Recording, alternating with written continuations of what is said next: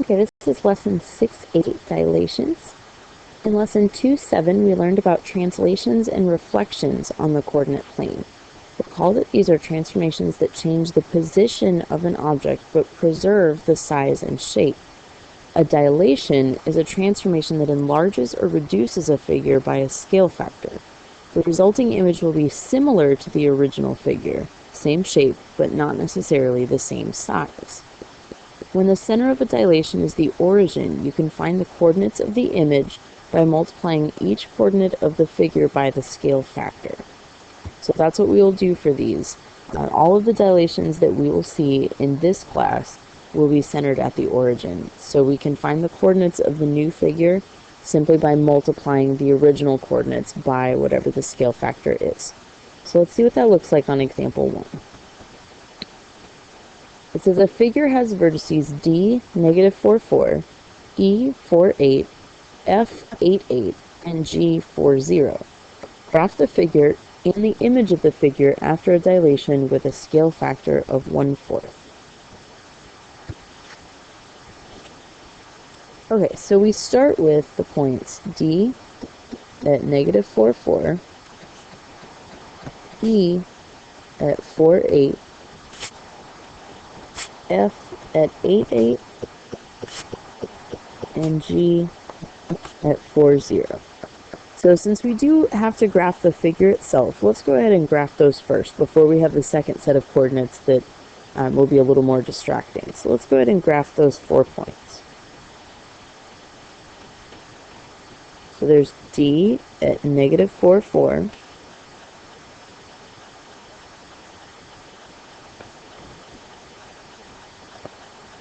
There's E at 4, 8.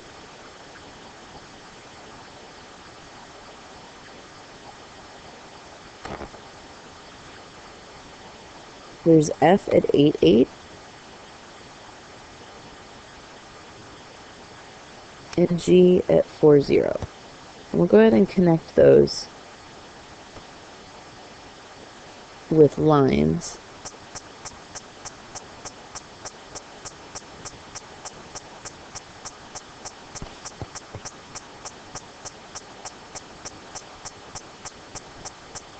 Okay. Now we're using a scale factor of 1/4. So to find the image of D, and remember we call that D prime, we'll take the x coordinate and multiply it by 1/4. So 1/4 times -4. And we'll also take the y coordinate and multiply it by 1/4. So 1/4 times 4. And that will give us coordinates of 1/4 times -4 is -1, and 1/4 times 4 is +1. So D prime has the coordinates -1, 1.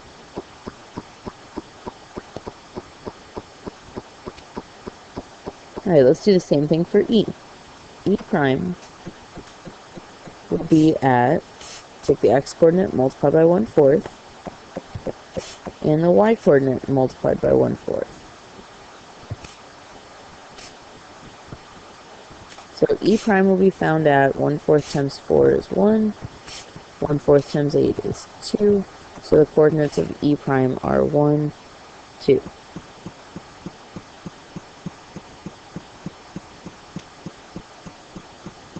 For F prime will be at 1/4 times 8 and 1/4 times 8. So that is 2, 2.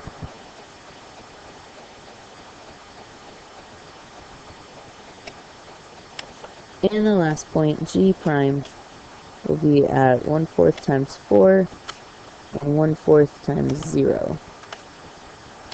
So the new coordinates of G are 1/4 times 4 is 1, 1/4 times 0 is 0, so G prime will be located at 1, 0. And again, we'll want to connect those with nice straight lines.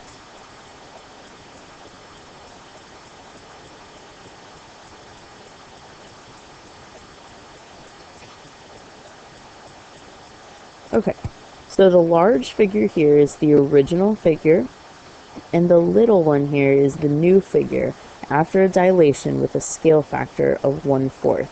So this figure is 1/4 the size of the original one. Okay. Go down to the try it yourself problem and go ahead and pause the recording and work this problem out the same way we did example 1. And when you're ready to check your answer, go ahead and hit play again to compare what you got to what I.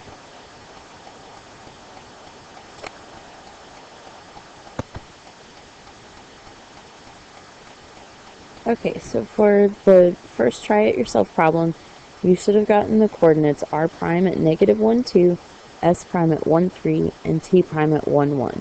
And this is what your graph should look like. Here's the original figure, and here's the image after a dilation with a scale factor of 1/3.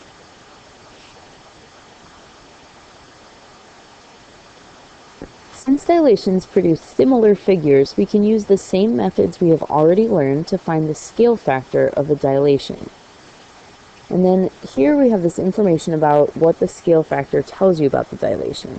A dilation with a scale factor k will be an enlargement if k is greater than 1, a reduction if k is between 0 and 1, and the same as the original figure if k is equal to 1. So depending on what the scale factor is, whether it's bigger than 1, between 0 and 1, or equal to 1, that will tell you what type of dilation you will have, either an enlargement, reduction, or something that's identical to the original figure.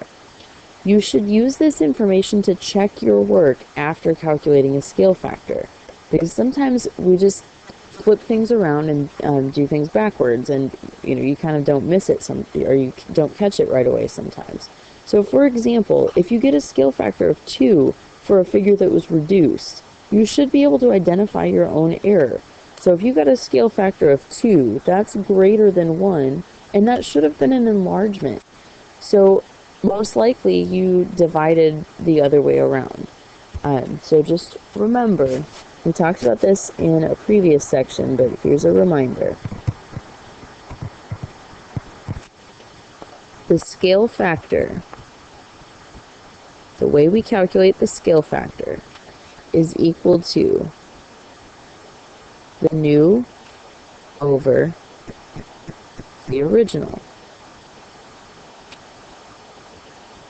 So if for some reason you divide these the other way around, you forget which one it is, you can always double check yourself with a dilation, because if you have a scale factor that's bigger than 1, but it was something that was reduced, it's backwards. Same thing if you got the other way around. If you got something between 0 and 1, but it was something that was an enlargement, again, that is backwards. So go back and fix what you did. Alright, let's look at example 2. Perry is enlarging a page from a book on the copy machine. The original page measured 14 centimeters by 21 centimeters. If the enlarged image measures 17.5 centimeters by 26.25 centimeters, what is the scale factor of the dilation? Okay, so all we're looking for here is the scale factor. That's it. So the scale factor is equal to the new over the original.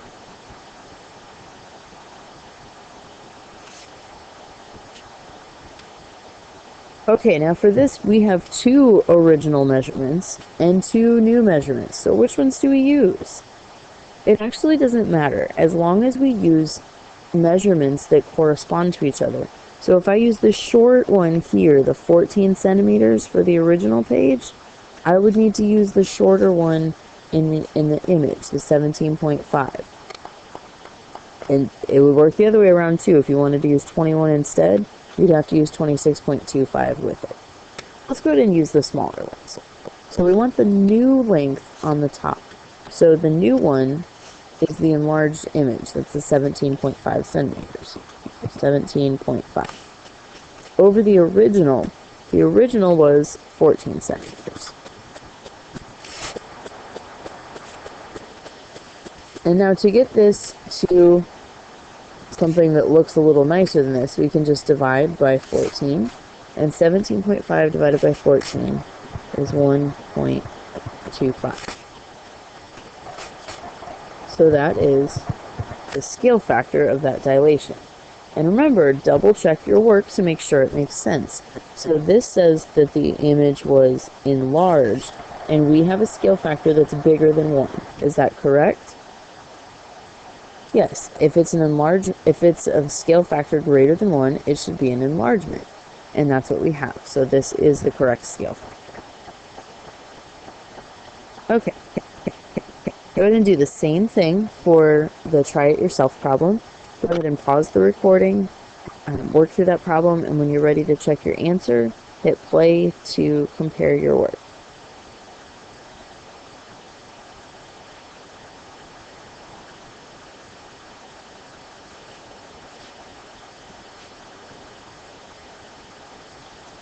Alright, for this one you should have gotten that the scale factor is equal to 1/4. Or if you divided it to get a decimal, you would have gotten 0.25. Either of those is fine. But we do typically tend to see scale factors written as fractions, not as decimals. But we did get a decimal in the first one, and that's okay as well. Either of those is correct. Just be aware when you check your answers on your homework in the back of the book, it will probably have them as fractions, not as decimals. Alright, let's continue on to lesson 6-9. Lesson 6-9 is indirect measurement. Indirect measurement allows you to use the properties of similar triangles to find measurements that are difficult to measure directly, such as the height of a building, a tree, or a flagpole. These would be things that would be very difficult to go outside and measure with an actual ruler or a yardstick or any measuring device because the things are so large. One type of indirect measurement, called shadow reckoning, uses two objects and their shadows to form sides of similar triangles. And you'll see that in example 1. So in the figure at the right, a yardstick forms a shadow that is 6 feet long, while the tree forms a shadow that is 24 feet long. How tall is the tree? And you can do this with people instead of the yardstick as well. That's typically how it's done sometimes. You have the height of a person compared to their shadow versus the height of a tree or whatever you're measuring compared to its shadow. And you see here that we have two right triangles that are similar. So we can use these as similar figures, just like we did in lesson 6-7. We can set up proportions with these as similar figures to actually find the height of the tree. So for each of these figures, we have their actual height and we have the length of their shadow. And I just like to label things when we set up proportions just to make sure that we put everything in the correct place. So let's see what we have. For the tree, we have the height is h and the shadow is 24 feet. So the height is h and the shadow is 24 feet. For the yardstick, the actual height is 3 feet and the shadow is 6 feet. So the height is 3 and the shadow is 6. And now we've solved a lot of proportions at this point, so this part should be fairly simple. We're going to use our cross product, so this is 6h. And then 3 times 24 is 72. And now to solve this, we will divide both sides by 6. And we should get h is equal to 12. So how tall is the tree? The tree is 12 feet tall. Okay. Go ahead and do the same thing on the try it yourself problem. Notice there's no picture here for you, so if you need to, you can draw a picture. It doesn't have to be anything complex. I realize that this has a really nice, pretty picture of a tree. You don't actually have to draw a bell tower. You can just draw a triangle and know that the bigger one obviously represents the bell tower. So if you want to draw a picture for that, that might help. But go ahead and pause the video, work through the try it yourself problem, and when you're ready to check your answer, go ahead and hit play.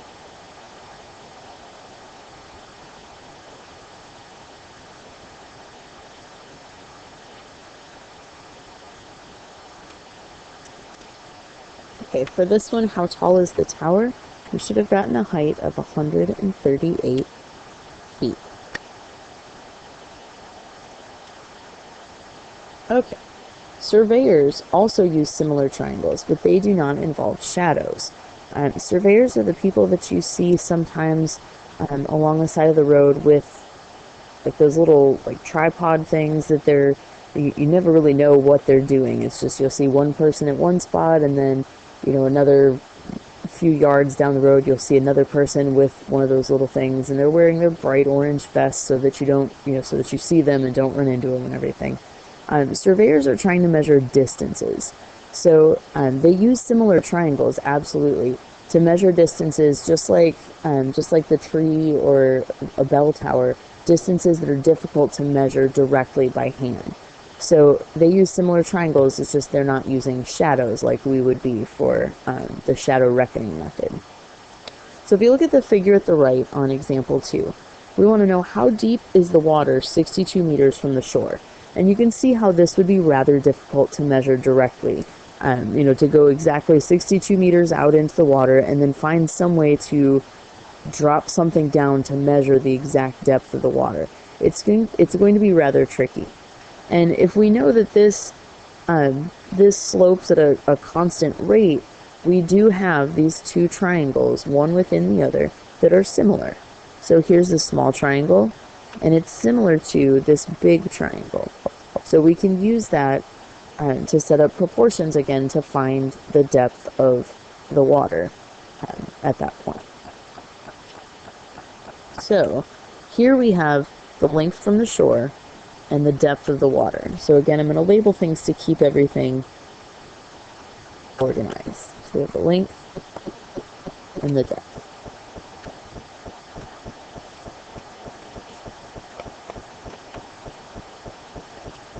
So for the part that we could actually measure, it's very realistic to go 3 meters out and measure 5 meters down. That's not that bad. So for the part that we could actually measure, the length from the shore is 3 meters, so the length is 3, and the depth is 5 meters. For the large triangle, the length from the shore is 62 meters, and the depth is d meters. So the length is 62, and the depth is d. And again, we will use cross products to solve this. So this is 3d. And then 62 times 5 is 310.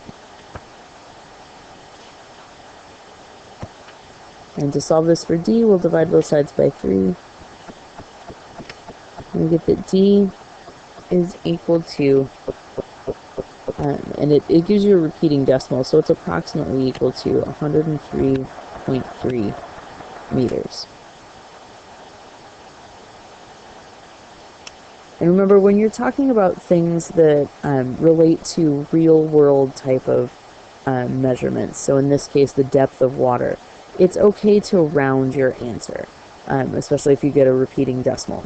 So you could say that it's 103 1/3 meters, but realistically, we probably wouldn't need something that specific, that precise. It would probably be okay to just round that to 103.3. That slight difference would not likely make a huge difference when you're talking about the depth of water at a certain point. So it would be reasonable to round your answer off in this case. Okay, so here's one more problem for you to try on your own. So go ahead and pause the video, work through this problem. You may have to kind of use your brain to kind of turn these triangles around a little bit, because it's not one within the other like it was in the example, but there definitely are two triangles here that are similar. So you should be able to match up the sides that are corresponding. So go ahead and pause the video, work through that problem, and when you're ready to check your answer, go ahead and hit play.